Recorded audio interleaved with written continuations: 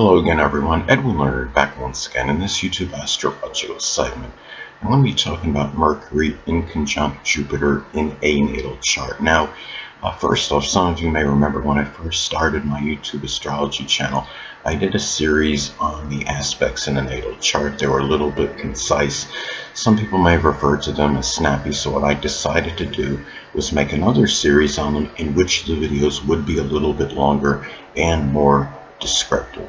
So anyway, first thing up is if you have Mercury in conjunct Jupiter in your natal chart, there may be an adjustment, which is an inconjunct, may be needed between your communication, which is Mercury, and expanding horizons, which is Jupiter. One or the other may be overemphasized. It could also simply be that you may often either do too much thinking in matters pertaining to expanding horizons, too much communication regarding it and not enough acting on them.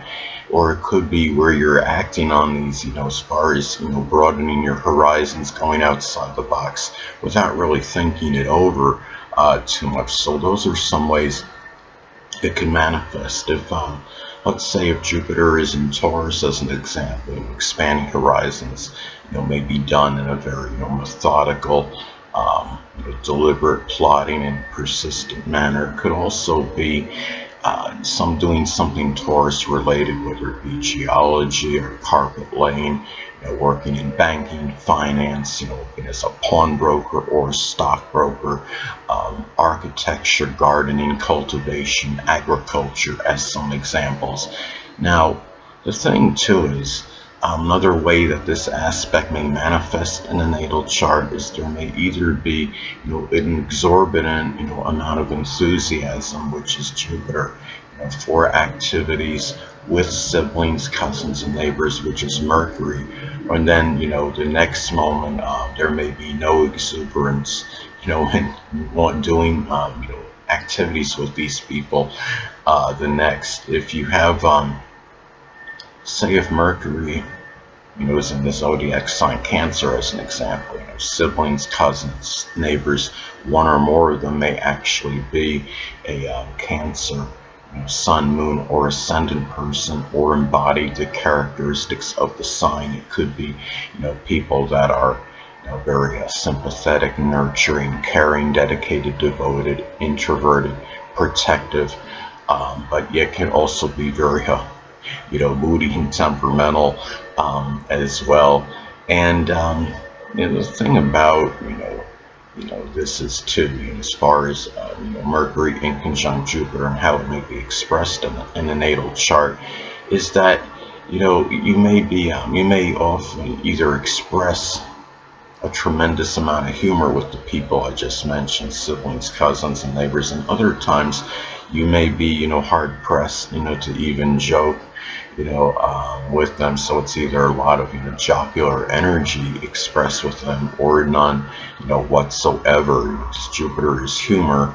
And the thing is, if you go, say Taurus if Jupiter is in Taurus as an example, it may be bawdy humor.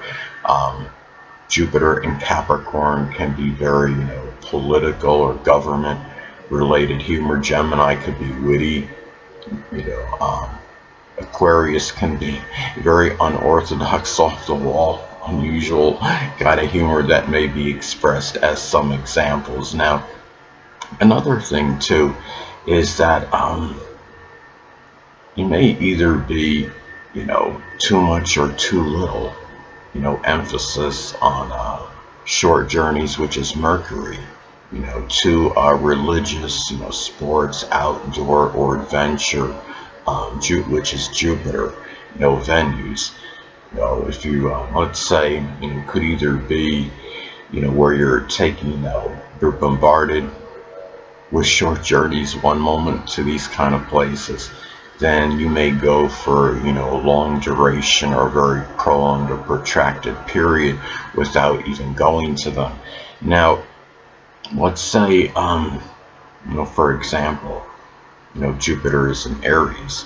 It could be, the sports related places you may go to, maybe ones, that are connected with, the volatile sports, which is, it would be like football or hockey as an example, or let's say, or even a combative sports, atmosphere. Could be something with a boxing event or something with karate, judo, wrestling, as some other examples.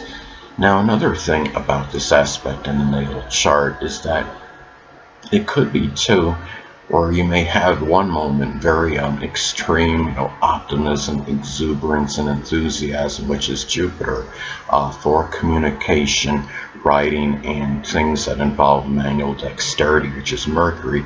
Then the opposite, the next, you may just be, could be really pessimistic about it, or just, apathetic, regarding, those matters. If, let's say, if Mercury is in Pisces as an example, it could be where you're taking, many, convoluted, journeys, and maybe ones, maybe that are not mapped out properly, where you might become lost, of course, causing confusion. Then, if, say, Mercury is in Leo as another example, it could be to places, that are, like entertainment, sports venues, places, where where you have, it could be places that have, games, you know, things of that nature, party places, stores that sell, party supplies, as some examples. Now, and another thing too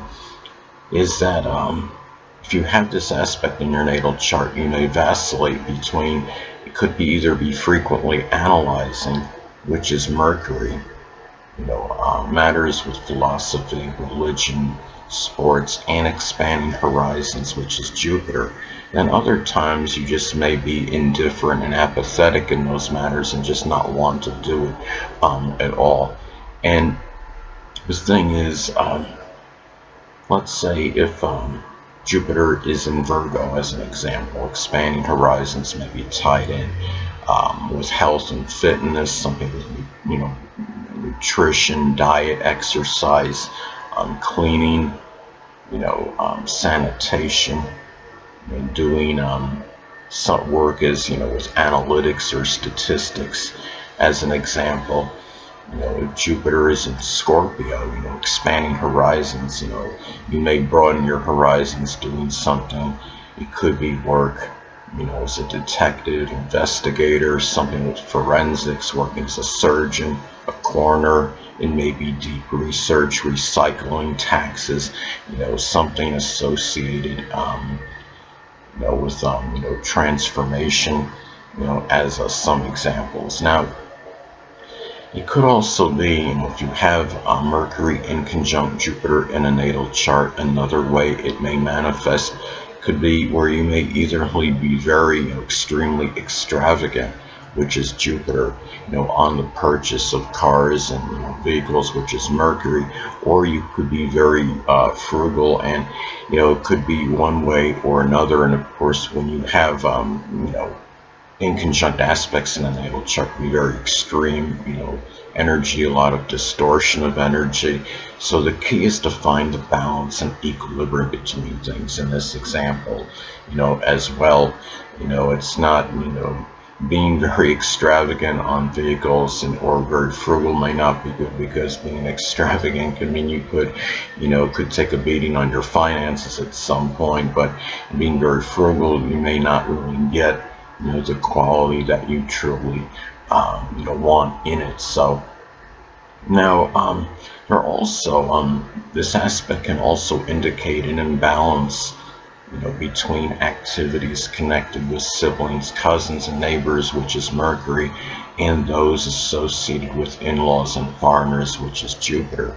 You may either, be dominated by activities with siblings, cousins, and neighbors, and not devote enough time to in-laws and foreigners, or the other way around. And again, the key is to find, the balance, the harmony, the equilibrium between those two things. If Jupiter is in Gemini as an example, in-laws, one or more in-laws or foreigners that may actually be a Gemini sun, moon, or ascendant, or embody those characteristics. It could be, people that are very mercurial, loquacious, adaptable, versatile, multifaceted, dexterous, but they could also be very, changeable as well, and unreliable, to some degree, gossiping, as some examples.